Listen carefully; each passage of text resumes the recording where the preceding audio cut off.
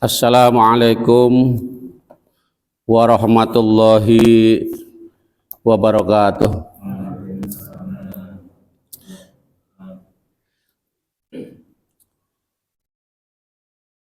Alhamdulillahi wahda sadaqa wa'ada wa nasara abda wa azza junda wa zamal ahzaba wahda. Asyhadu an la ilaha illallah wahdahu la syarikalah la na'budu illa iyyah wa asyhadu anna muhammadan abduhu wa rasuluh la nabiyya wa la rasula ba'dah.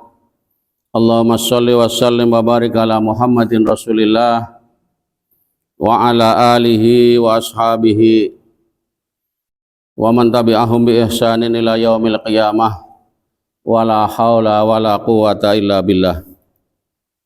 Subhanaka la ilma lana illa ma 'allamtana innaka antal alimul hakim. Rabbi shrah li sadri wa yassir li amri wahlul 'uqdatam min lisani yafqahu qawli. Amma ba'd. Terlebih dulu para sesepuh yang selalu saya muliakan, saya hormati, bapak-bapak yang saya hormati, ibu-ibu yang saya hormati pula, hadirin hadirat, semuanya saja tanpa kecuali yang saya hormati, saya muliakan. Pertama-tama mari kita selalu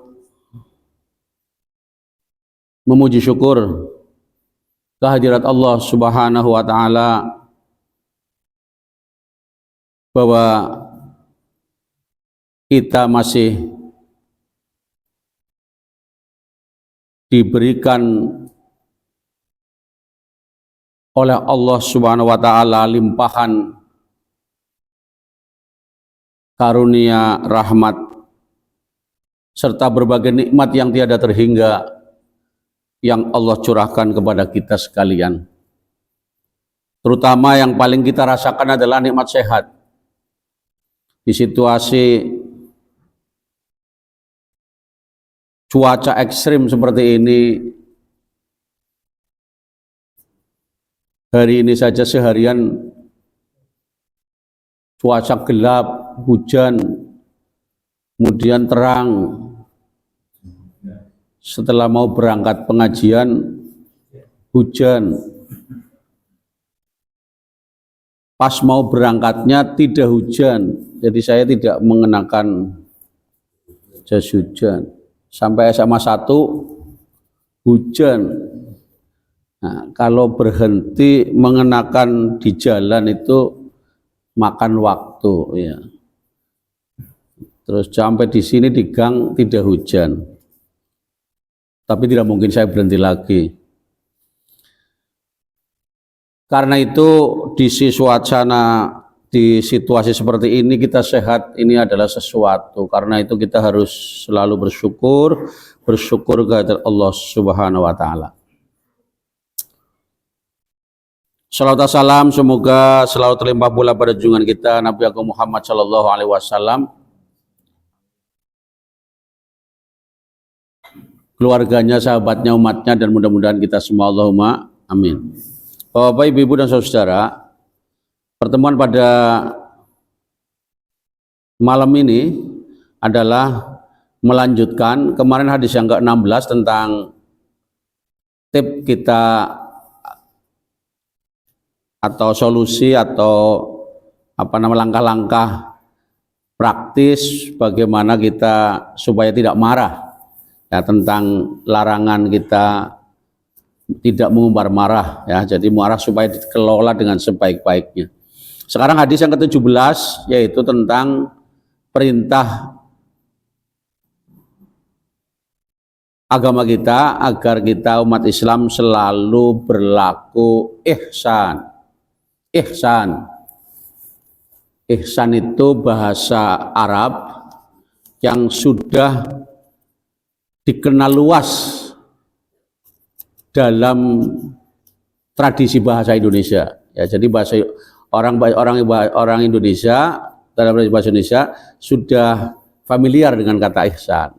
Sebagian besar mengerti artinya, kecuali yang tidak. Jadi ihsan itu memang secara bahasa artinya berbuat baik. Dari kata, kalau asal usul katanya itu dari ahsana, ahsana yuhsinu ihsanan, ya, ihsanan. Jadi dia bentuk masdar, bentuk ketiga. Ihsan artinya, ihsanan itu bisa diberi alif lam, jadi al ihsan itu boleh. Nah, ihsan itu artinya adalah berbuat baik atau kebaikan. Kebaikan itu secara bahasa, secara lugawi, secara etimologis, ya, secara etimologis namanya. Tapi kalau secara terminologis itu secara istilah, kata ihsan itu merujuk pada hadis yang sangat populer, yaitu hadis arba'in pada hadis yang kedua, ketika datang seorang laki-laki pakaian serba putih, kemudian rambutnya sangat hitam, tidak tampak dia orang dari jauh, tapi semua orang tidak mengenalnya, yaitu malaikat Jibril datang kepada Nabi lalu bertanya. Setelah orang itu bertanya tentang iman, tentang Islam, bertanya tentang iman, lalu dia bertanya tentang ihsan. Maka kalau merujuk hadis itu, ihsan adalah al-ihsanu an ta'budallah ka'annaka tarahu fa illam takun tarahu fa innahu yaraka. Jadi ihsan itu adalah engkau beribadah kepada Allah seakan-akan engkau melihatnya, melihat Allah Subhanahu wa taala. Tetapi seandainya engkau tidak bisa melihatnya, tidak bisa melihat Allah, maka yakinlah, ketahuilah bahwa Allah melihat kita.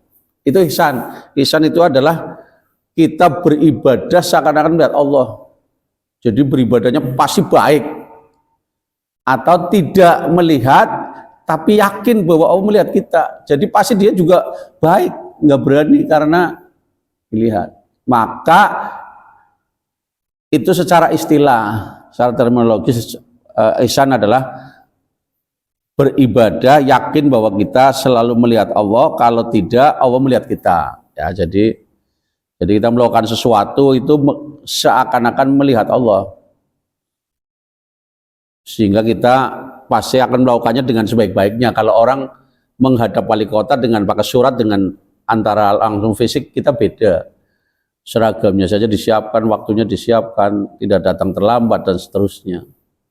Nah, kalaupun tidak, kita yakin kita dilihat, ada CCTV, maka kita juga hati-hati. Antara orang naik kendaraan di area yang ada CCTV-nya dengan yang tidak, itu beda.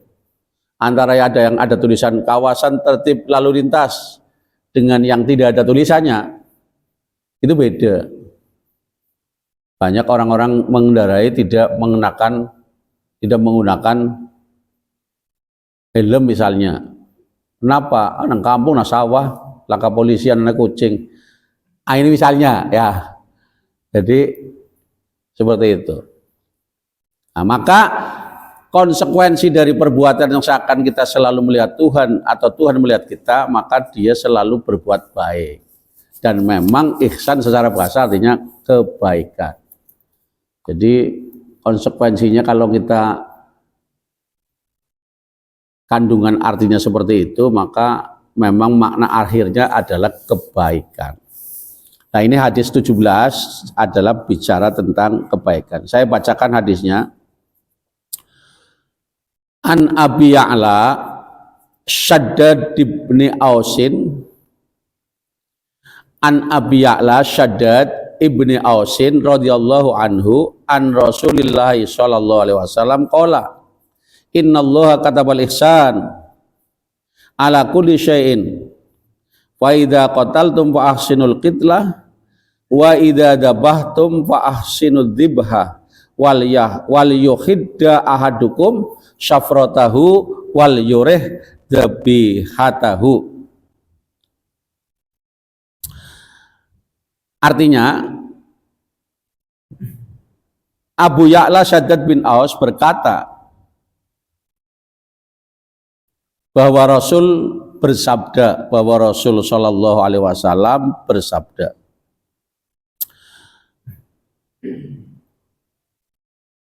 sesungguhnya Allah telah menetapkan atau mewajibkan agar kamu berlaku ihsan dalam segala hal.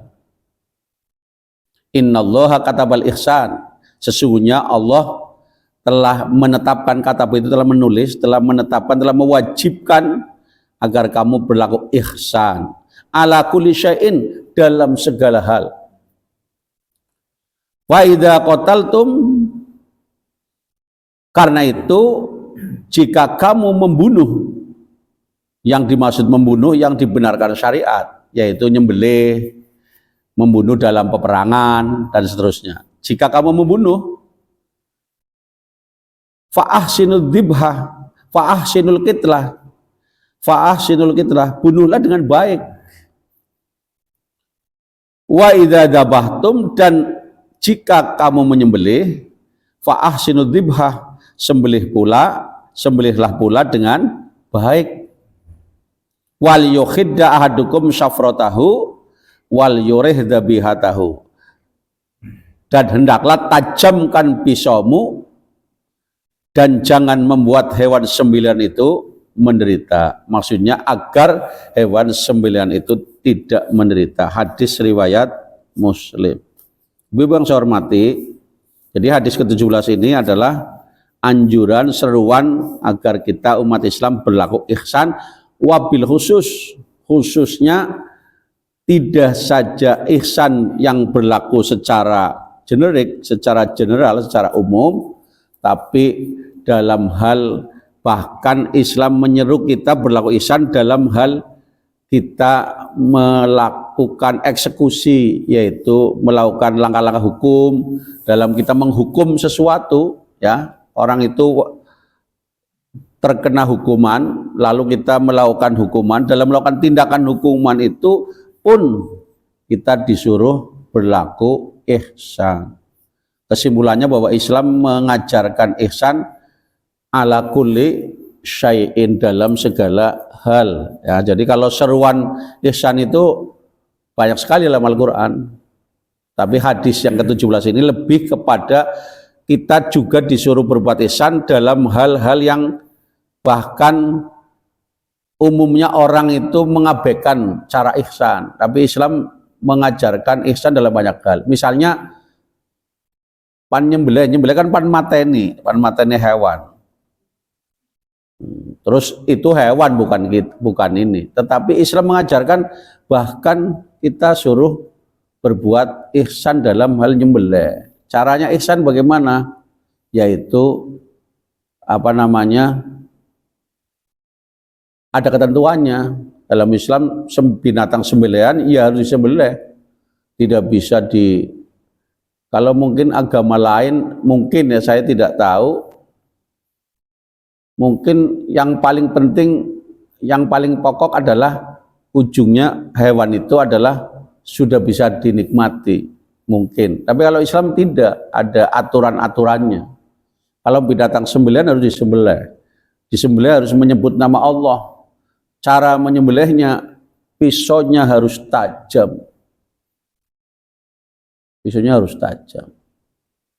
Supaya, itu yang dimaksud ihsan, pisaunya tajam agar binatang itu tidak menderita. Kalau pisaunya tumpul itu menjadi lama. Nah, kalau hewan itu boleh dibunuh, memang semua makhluk di semua ciptaan Allah di dunia ini semuanya adalah untuk manusia. Jadi binatang-binatang sembelihan itu memang diciptakan untuk ini, jadi boleh dibunuh. Tetapi dalam membunuhnya itu harus dengan ihsan. Ini intinya seperti itu. Jadi artinya jadi Islam itu adalah agama yang sangat lemah lembut, sangat baik. Membunuh dengan cara ihsan. Ibaratnya ngedek pisang gepeng, nginjak pisang gepeng, ora gepeng. Jadi ini ada lain ya, jadi halus ya, jadi halus. Istilahnya ya. Jadi orang tidak ini ada bahasa yang bagus untuk mengenai ihsan dalam apa namanya? Dalam itu apa? Dalam filsafat Jawa itu. Jadi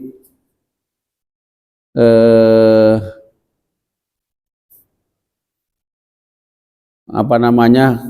Kita tinggi tapi tidak merendahkan. Jadi naik tidak ngasorake. Jadi kita munggah kayak ini. Jadi itu ihsan. Jadi apa namanya? Kita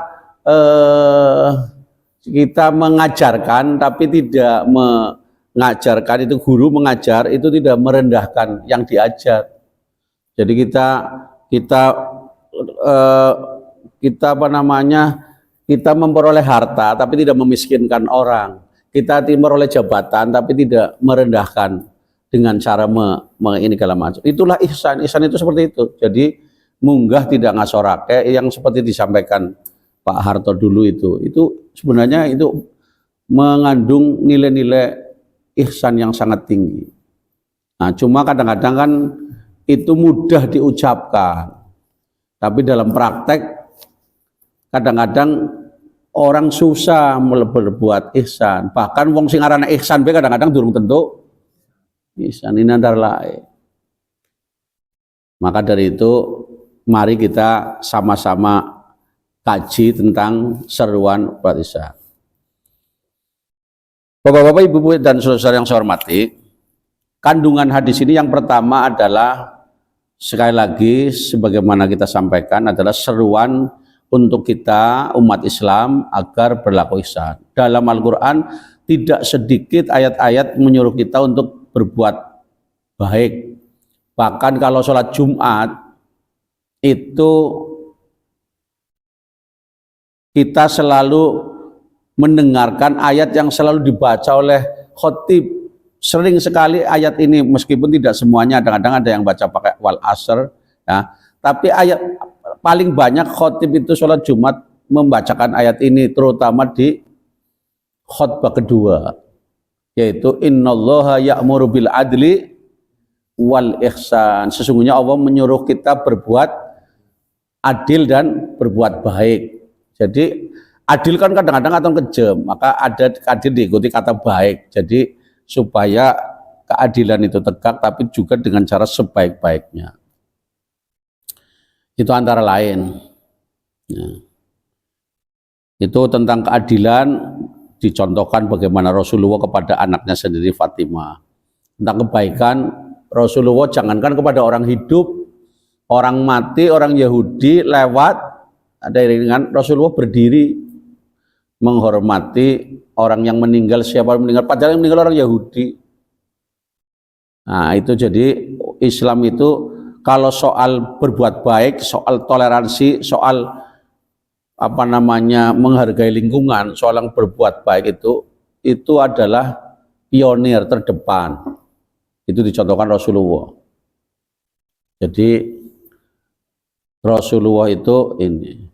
Bahkan di Madinah ada orang yang sangat benci kepada Rasulullah, orang buta itu di Rasulullah orang miskin ya, di pasar di Madinah itu tiap hari Rasulullah datang nyuapi karena dia hidup sendirian. Orang yang benci Rasulullah itu hidup sendirian, nggak ada saudaranya, nggak ada siapa. Dia butuh makan, dia ini. Tapi karena dia buta, dia nggak tahu bahwa yang memberi makan itu Rasulullah. Pada kadang-kadang lagi disuapi, sempat-sempatnya mengucapkan kata-kata yang tidak baik kepada Rasulullah karena dia nggak ngerti kalau yang nyuapi Rasulullah, dia benci sekali. Itu Rasulullah tentu berbuat baik. Kepada orang yang benci aja Rasulullah berbuat baik. Ini kan luar biasa. Jadi kalau seruan berbuat baik ini dalam hal apa saja, jangankan sampai dalam hal membunuh. Wong kepada orang yang benci saja ini. Islam kan nyuruh silaturahmi saja, tidak hanya orang yang silaturahmi pada kita, bahkan kita suruh silaturahmi kepada orang yang memutus hubungan dengan kita. Supaya apa? Supaya kita selalu bersatu, bersaudara. Maka ini ajaran Islam sangat luar biasa.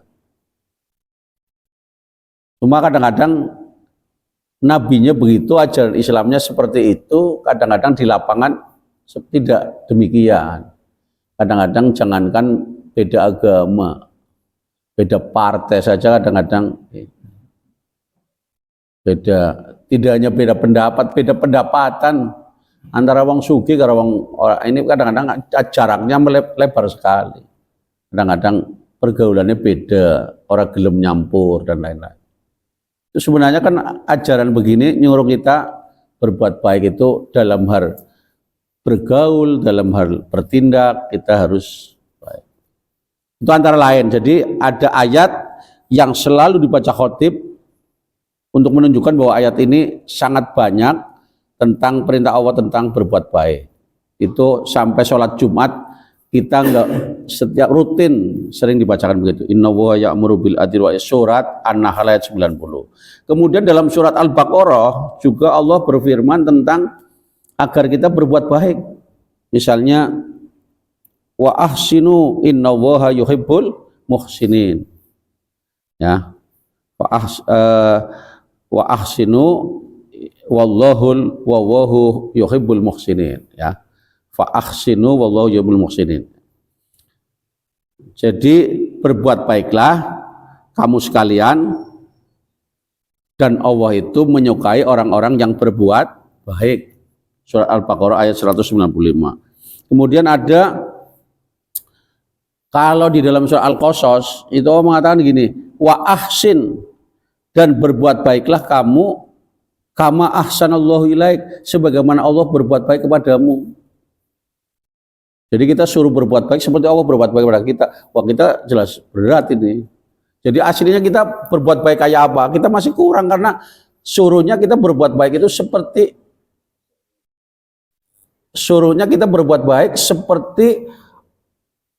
Allah berbuat baik pada kita. Lah Allah berbuat baik pada kita kan ngasih nafas, ngasih waktu, ngasih segala rupa.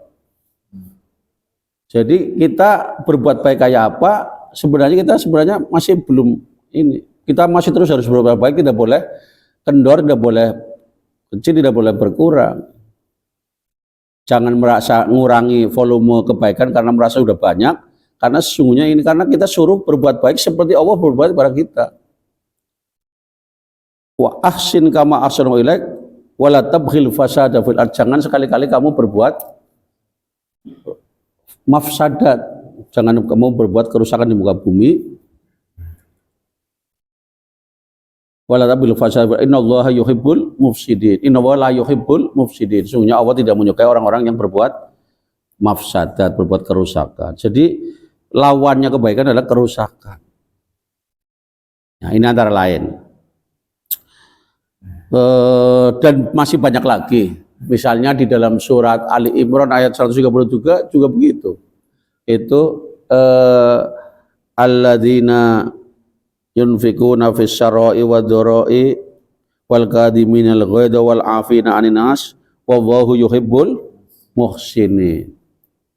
Nah, jadi ruang lingkup berbuat baik itu adalah sampai menahan marah, memaafkan orang lain, mengeluarkan sesuatu dari segala macam. Jadi perbuatan baik itu banyak sekali. Nah, itu antara lain.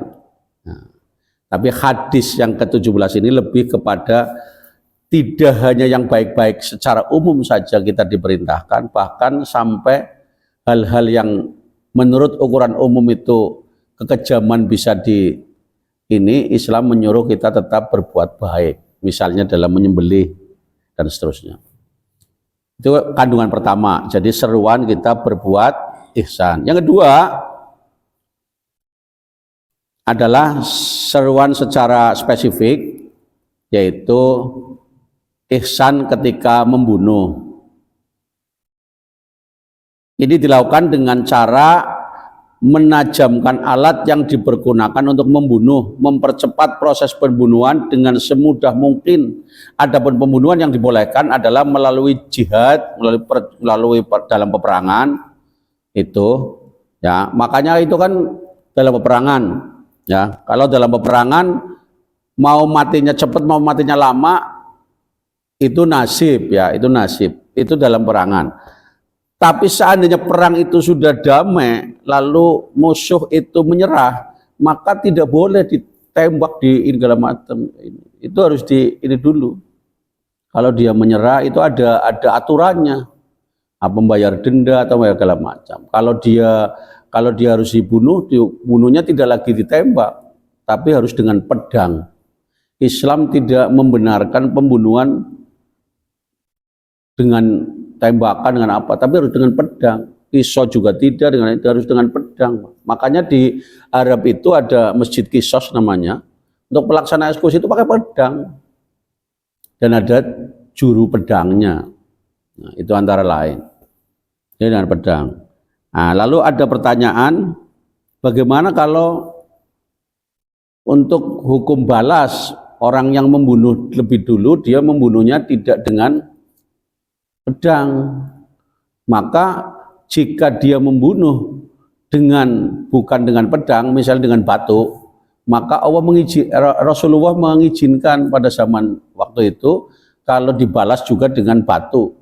Tetapi apabila orang itu membunuh dengan mutilasi, maka Islam tidak memberi ruang sedikit pun. Islam tidak boleh, walaupun untuk menghukum balas, dia mutilasi lalu kita mutilasi, itu nggak boleh. Islam itu tetap harus dengan pedang. Orang dibunuh dengan dibakar, dia bakar lalu di pengadilan menetapkan dia balas, karena dia membunuh dia dibalas, maka tidak boleh dibalas dengan dibakar lagi. Islam, walaupun Islam ada hukum qisas, ya dia membunuh maka dia dibunuh, tapi dibunuhnya harus dengan cara Islam, yaitu dengan pedang. Tapi kalau dilempar dengan batu, pernah suatu ketika ada seorang wanita, dia menghadap Rasulullah, saya dilempar batu. Lalu siapa yang membunuhmu? Dia nggak berani ngomong. Lalu kemudian ditanya lagi, siapa membunuhmu? Inikah? Ya, mengangguk. Setelah ditanya sampai 3 kali, mengangguk. Lalu dengan bagaimana kamu dibunuh? Waktu itu belum meninggal ya, jadi masih segala macam. Lalu ketika ditanya itu, dia sudah terkapar, sudah tidak bisa ini. Lalu saksi yang menjawab dibunuh dengan dilempar batu. Maka Rasulullah mengizinkan, silakan dilempar dengan batu. Tapi kalau dibakar, itu nggak boleh dibalas dengan dibakar. Dimutilasi nggak boleh dibalas mutilasi, karena Islam tidak membenarkan. Karena itu tidak ihsan. Jadi mutilasi itu tidak ada dalam Islam. Jadi kalau ada ini, misalnya kalau negara Islam yang menggunakan hukum itu, nggak ada pengadilan menetapkan dengan mutilasi, itu nggak ada. Mutilasi itu mesti dari penjahat, dari orang yang membunuh. Tapi dalam hukum Islam membalas itu nggak ada. Walaupun Islam ada hukum qisas, tidak ada mutilasi. Itu dengan kemudian bakar juga nggak boleh. Karena Islam tidak boleh menanukan api. Itu adalah simbol ini. Dulu waktu membakar Nabi Ibrahim itu kan ya ini segala macam. Islam tidak boleh membalas semua tindakan itu dengan membakar, itu nggak boleh. Jadi adapun pembunuhan yang dibolehkan adalah melalui jihad, qisas atau had atau hukuman tadi. Lebih rincinya, pertama, membunuh musuh Allah dalam sebuah peperangan, maka jalan yang paling mudah adalah dengan cara menebas lehernya dengan pedang. Allah berfirman, apabila kamu bertemu orang-orang kafir di medan perang, maka tebaslah batang leher mereka. Itu kan kalau perang zaman dulu memang pakai perang gerilya ya, jadi pakai pedang. Nah, maka ini dinamis ya, pengertiannya dinamis. Kalau sekarang kan anggonnya saklar, anggonnya perang itu kan kita di dalam ruangan pakai AC, ya. Jadi segala macam. Maka itu nggak apa-apa, karena itu adalah dalam peperangan. Nah, tapi kalau perang gerilya itu tadi suruhnya seperti itu. Nabi Muhammad SAW itu diterangkan dalam apabila kamu bertemu orang-orang kafir dalam medan perang, maka tebaslah batang leher mereka. Surat Muhammad ayat 4. Nabi Muhammad SAW melarang membunuh dengan cara mutilasi, yakni memotong-motong anggota badan, baik dilakukan saat orang itu belum mati atau sudah mati. Dalam sebuah hadis disebutkan bahwa Nabi SAW melarang mutilasi. Hadis riwayat Bukhari, Ahmad dan Abu Dawud.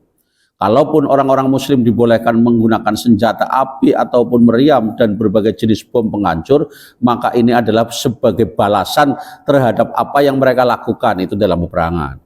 Allah berfirman, barang siapa menyerang kamu, maka seranglah ia seimbang dengan serangan terhadapmu. Al-Baqarah 194. Wa qatilu fi sabilillahil ladzina yuqatilunakum wala ta'tadu. Itu yang beda. Ada Islam, ada wala ta'tadu. Innahu la yuhibbul mu'tadin. Wa qatilu, bunuhlah atau perangilah orang-orang yang memerangi kamu. Wa qatilu fi sabilillah, perangilah di jalan Allah orang-orang yang memerangi kamu. Ya, jadi perangi, jadi kita membalas, bukan memerangi. Perangilah orang yang memerangi kamu. Wala ta'tadu, tetapi jangan berlebih-lebihan. Innahu la yuhibbul mu'tadin, sungguhnya dia Allah SWT tidak menyukai orang yang melampaui batas. Itu surat Al-Baqarah. Karena itulah maka itu dalam perang saja Islam ada jauh sebelum ada undang-undang tentang perang, teknik perang dan lain-lain, itu Al-Quran sudah memberikan panduan. Nah, ini antara lain. Penggunaan senjata tersebut tidak boleh dilakukan untuk menyiksa mereka. Sebagai catatan, beberapa negara kafir menganjurkan militernya untuk tidak membunuh musuhnya, namun cukup sekedar membuatnya cacat. Karena secara ekonomi prajurit yang cacat akan lebih membebani sebuah negara. Dengan demikian peperangan yang berlaku adalah perang ekonomi, psikologis, dan perusakan. Islam menolak barbarisme ini karena perintah berlaku ihsan adalah untuk semua hal, terutama kepada sesama manusia. Jadi dalam Islam nggak boleh menyiksa orang supaya mati suwe. Dia apa namanya? Dia disiksa, nggak boleh. Karena tujuan akhirnya juga adalah membunuh, tapi dia menyiksa itu nggak boleh. Itu melambat, itu merugikan, tidak yang merugikan nyawa, yang merugikan kesehatan, yang merugikan ekonomi, membuat orang ini itu apa namanya, itu sangat sadis ya, itu nggak boleh. Maka dalam Islam itu ini. Nah, itu apa ya, di dalam dunia kesehatan itu ada metode orang yang menurut analisa kesehatan tidak bisa sembuh, itu lalu dilakukan teknik pengobatan euthanasia, yaitu pengobatan membunuh secara pelan-pelan. Maksudnya wong komisi mati kian. Nah, tapi persetujuan dengan pasien, persetujuan dengan keluarga. Itu bagaimana Islam itu dalam berbagai macam wacana, diskusi para ulama, MUI dan lain-lain. Itu MUI menolak. Jadi Islam tidak boleh. Jadi selama orang itu masih hidup, itu enggak boleh. Itu termasuk tindakan bunuh diri. Karena mati itu, kesehatan adalah salah satu instrumen untuk mengetahui seorang itu sehat atau sakit atau mati. Tetapi itu hanya cara, tapi yang menentukan mati itu Allah Subhanahu wa taala. Kadang-kadang ada orang yang tidak, menurut persangkaan kesehatan itu tidak mungkin, tapi kenyataannya urip. Ya, wong sing sakit cangap-cangap suara mati-mati, wong sing sehat ya, wong sing sehat esok mengumumkan innalillah, sore diumumkan yang mengumumkan itu innalillah, itu adalah ya. Saya pernah menyaksikan di sebuah pemakaman ada orang bertanya, "Ke minggu-minggu ke akan temen wong mati. Bisiki siapa ke? Besok siapa?" Ternyata besoknya itu diumumkan yang meninggal orang itu. Ya. Ini antara lain. Oleh karena itulah maka susah soal hidup dan mati adalah soal urusannya Gusti Allah. Maka selama kita masih hidup, kita suruh ikhtiar menjaga kesehatan. Maka sebenarnya Bapak-bapak, pola hidup itu, pola makan, olahraga yang baik dan lain-lain, itu adalah menjalankan syariat Islam. Jadi menjalankan syariat Islam itu tidak hanya sholat, tidak hanya ini. Karena kita suruh ikhtiar. Wong sakit sudah menurut ini kesehatan selaka umur kita suruh tetap berusaha. Nah, kalau berusaha, kalau punya uang bisa ke rumah sakit, bisa obat, kalau enggak pokoknya usaha, berdoa atau bagaimana, tidak boleh bunuh diri, nggak boleh pasrah. Walaupun tidak bunuh diri dengan belati, dengan pisau, tapi dengan obat itu nggak boleh. Karena semua sama, tujuannya bedanya alus tok, bedanya nggak obat. Jadi bunuh diri itu nggak boleh. Baik dengan dirinya sendiri maupun dengan melalui dokter, misalnya dengan obat, itu nggak boleh.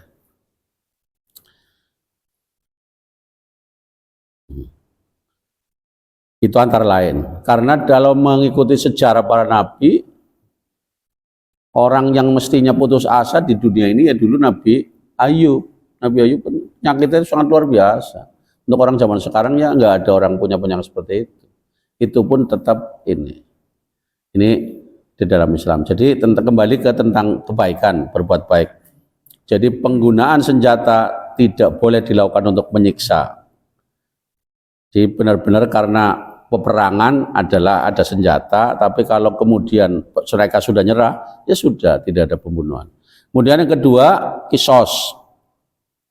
Jadi peperangan yang dibolehkan dalam syariat yang dimaksud adalah peperangan dalam jihad, peperangan. Dua, kisos.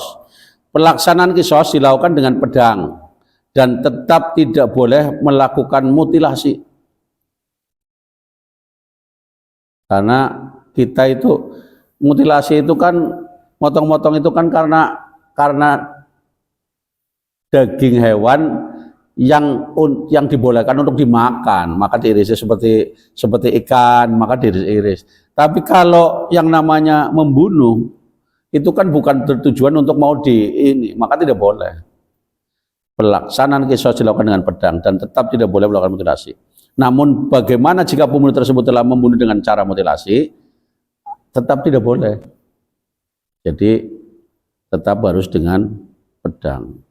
Dikatakan di sini Imam Malik, Syafi'i, Ahmad dalam pendapatnya yang masyhur menyatakan bahwa ia dibunuh seperti ia membunuh. Dalam sebuah riwayat disebutkan bahwa seorang wanita tengah berjalan di Madinah, lalu seorang Yahudi melemparnya dengan batu. Wanita tersebut dibawa kepada Rasulullah dalam keadaan sekarat. Rasulullah bertanya kepadanya, apakah si fulan yang membunuhmu? Perempuan tadi lalu mengangkat kepalanya. Rasul bertanya sampai 3 kalinya, apakah si fulan yang membunuhmu?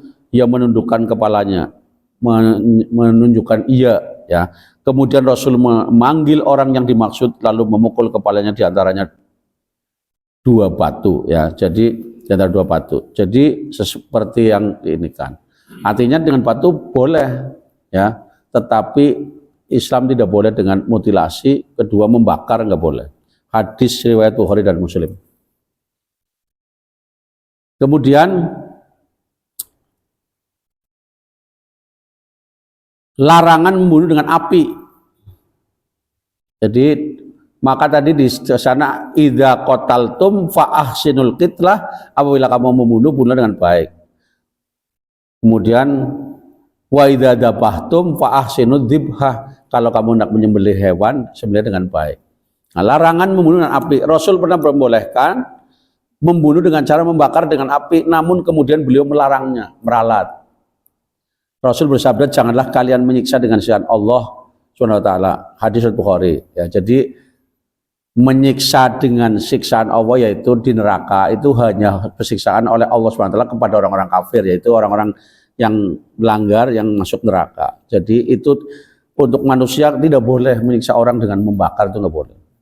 Hadis ini menunjukkan betapa nilai-nilai yang diajarkan Nabi, diajarkan kita, diajarkan oleh umat Islam sebenarnya telah mendahului apa yang menjadi kesepakatan negara-negara maju mengenai larangan penggunaan jenis bom yang bisa membakar. Perlu diketahui bahwa negara-negara besar dan kuat tidak komitmen terhadap larangan tersebut, dan aturan yang telah disepakati hanya menjadi coretan tinta di atas kertas.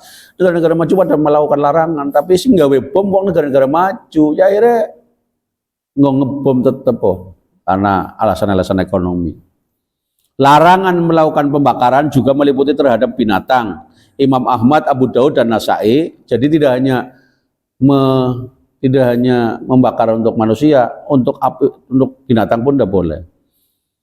Imam Ahmad, Abu Daud dan Nasai meriwayatkan bahwa Abdullah bin Mas'ud berkata, kami pernah bersama Rasulullah melewati perkampungan semut, tempat yang banyak semutnya, yang sudah terbakar.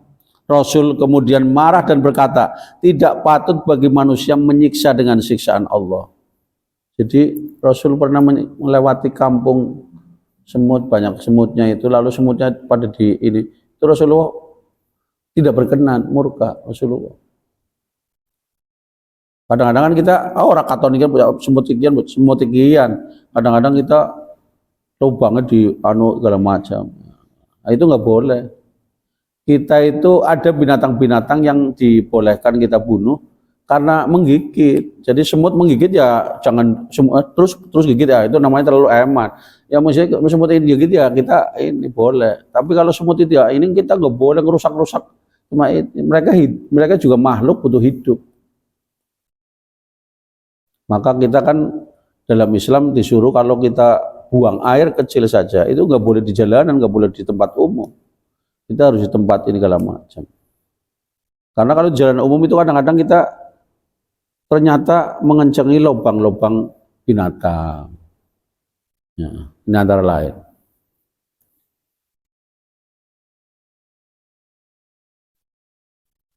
Jadi ini yang sangat luar biasa di dalam Islam. Karena itulah para ulama membenci pembakaran terhadap binatang meskipun binatang melata. Ibrahim An-Nakhai berkata, membakar kalajengking adalah pelanggaran. Binatang melata yang ada ini, itu saja Islam itu kurang ini. Maka kalau ada kalajengking kita ini jangan dibakar, dipukul pakai palu pakai apa segala macam. Karena binatang itu berbahaya. Kan di dalam Islam boleh sih membunuh binatang-binatang berbahaya seperti ular dan lain-lain.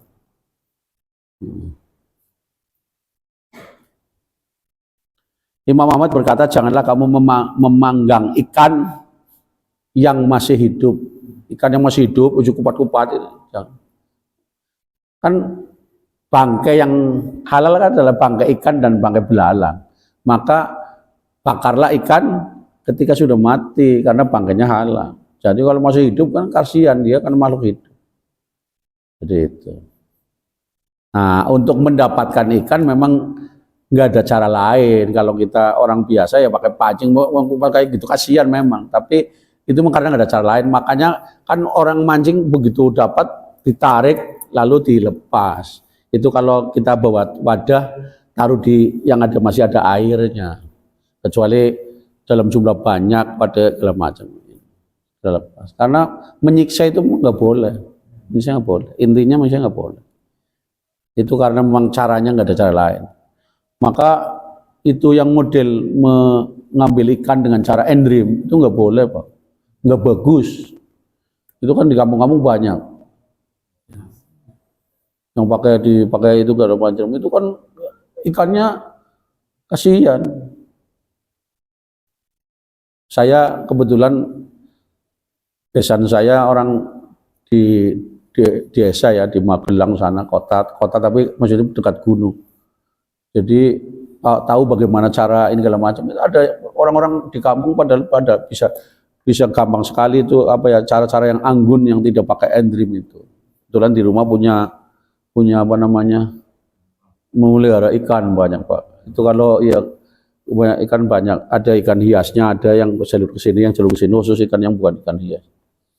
Itu kalau pas lagi banyak dan segala macam, kalau ada tamu misalnya kadang-kadang dia memberikan ikan, itu di salurannya ada saluran itu dibuka, airnya pada ini segala macam, tapi ikan nggak bisa keluar karena lubangnya kecil.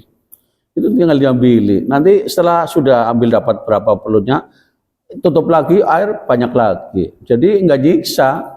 Nggak nyiksa, mancing juga tidak, nyerok juga orang, matak juga orang. Jadi ini gampang sekali, cuma tinggal itunya tutupnya itu dibuka, airnya kan keluar semua. Nanti apa ya, ikannya kan pada ini segala macam, ambili yang gede-gede ini segala macam. Nanti begitu sudah dapat seperlunya, sudah ini lagi Jadi ikan tidak ini. Ini antara lain, ya. Jadi saya malah salut. Saya dulu kan gini, Pak, ini apa namanya untuk ngambil ikan dipancing, ya monggo dipancing nggak apa-apa, tapi ini segala macam. Setelah saya lihat oh nggak mancing nggak apa dapat ikan, ternyata cuma diambil apa namanya lubangnya itu ada ini segala macam. Ini antara lain. Jadi sebenarnya kalau kita mau berlaku ihsan, jangankan kepada manusia, kepada binatang saja kita sebenarnya bisa, tinggal mau apa tidak, yaitu tergantung goodwill ya, kemauan baik kita. Nah, jadi maka dari itu kita, dan untuk berbuat ihsan itu memang agak berat karena itu memang perlu pembiasaan, perlu pembiasaan. Nah, perlu pembiasaan. Kemudian yang berikutnya, larangan mengurung binatang lalu menyiksanya hingga mati. Jadi ngurung binatang untuk sampai mati ya, tidak boleh mengurung binatang dengan cara apapun kemudian memukulnya hingga mati. Nah, jadi misalnya dikurung dulu supaya nanti ini kemudian disiksa, itu nggak boleh. Bukhari Muslim meriwayatkan dari Anas bahwa Nabi melarang kita mengurung binatang lalu menyiksanya hingga mati. Disebutkan juga bahwa ketika Ibnu Umar berjalan di tengah sekelompok orang yang mengikat seekor ayam dan melemparinya, ia berkata, siapa yang melakukan ini? Sesungguhnya Rasulullah SAW telah melaknat orang yang melakukan seperti ini. Jadi hadis riwayat Bukhari dan Muslim.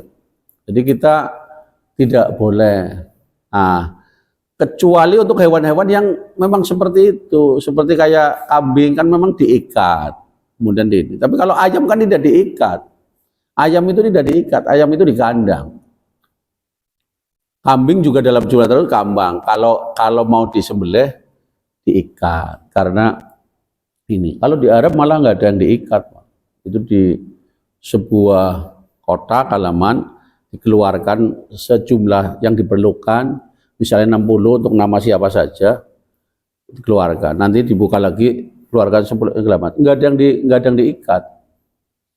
Nah, jadi kalau diikat itu mau untuk binatang-binatang tertentu. Untuk binatang yang tidak biasa diikat tidak boleh diikat. Kalau kuda memang kan suruh diikatlah kudamu kan segala. Jadi kalau hewan-hewan yang mau diikat itu ngikatnya juga kan apa namanya, tidak asal ngikat ya, ini antara lain. Kemudian yang berikutnya, larangan yang dimaksud di sini kan ngikat itu mengikat menyiksa, untuk disiksa. Ayam diikat kemudian dilempar ya, itu udah ini berarti memang niat menyiksa. Yang kelima, larangan menjadikan hewan sebagai sasaran latihan memanah. Jadi kelinci percobaan ya, hewan dipakai untuk memanah itu nggak boleh. Kalau ada olahraga atau adat-adat tertentu yang seperti itu adat yang tidak sesuai dengan syariat Islam. Jadi Islam itu menjunjung tinggi syariat, Islam itu menghormati adat, tapi menjunjung tinggi syariat. Artinya selama adat itu tidak melanggar Islam, Islam ikut menjaganya adat itu. Tetapi jika adat itu bertentangan dengan Islam tidak wajib menghormati adat itu. Maka banyak adat-adat yang kita enggak ini. Misalnya mohon maaf ya, kita tidak, karena itu sudah menjadi tradisi orang ini, silakan aja sedekah laut. Tapi kita orang Islam jangan dipaksa-paksa untuk ikut seperti itu, karena itu bertentangan. Bukan bertentangan dengan hadis tentang kebaikan ini, itu bertentangan dengan tentang akidah, bertentangan dengan tentang tauhid kita, itu lebih kepada kesyirikan. Wong kita ke laut itu adalah sumber keberkahan rizki yang diberikan Allah kepada manusia. Kita disuruh ke laut itu untuk menangkap ikan, untuk mengambil sumber-sumber yang kekayaan yang ada di laut. Kita tidak disuruh untuk memberikan ini, bahkan kalau ada orang mengajarkan ilmu pada orang pintar kan disebut nguyai segara. Lemaring laut kau sedekah laut, laut wis sugih. Ya, jadi laut itu diciptakan oleh Allah untuk sumber-sumber untuk diambil rizkinya, diambil mutiaranya, diambil ikannya, diambil ini. Orang malah sudah ke laut, bang, ini dimai kebo, ini orang dimai apa? Sesajen, itu nggak cocok. Jadi itu nggak bisa. Tapi karena itu kan negara kita bukan negara Islam, jadi kalau ada seperti itu silakan saja. Tapi orang Islam dihormati, jangan ikut diajak-ajak, serta karena itu adalah adat yang bertentangan dengan ajaran Islam. Ya, apalagi kalau kita ikut mendoakan di dalamnya. Munine taat kepada Allah, taat kepada Rasul, taat kepada pemerintah adalah ajaran Islam. Taat pada pemerintah, ya taat pemerintah kayak pemerintah yang seperti apa? Misalnya pemerintah ini kalau yang untuk seperti itu ya kita jangan ikut-ikut. Seharusnya kalau kita MUI atau apa yang di bawah pemerintah itu dia ini silakan pemerintah melaksanakan itu sebagai bagian dari adat istiadat daerah, tapi tidak melibatkan kami umat Islam. Umat Islam tidak akan gebrak-gebrak, tidak akan ini silakan. Tapi untuk yang bertentangan dengan Islam jangan melibatkan umat Islam. Islam jangan dipandang sebagai umat Islam tidak menyusahkan, jangan. Silakan, tapi untuk yang lain. Nah, manakala yang semua agama tidak melarang, umat Islam pasti akan terlibat. Misalnya menjaga kebersihan dan lain-lain. Tanpa disuruh umat Islam mesti pertama karena jumlahnya banyak. Ini antara lain.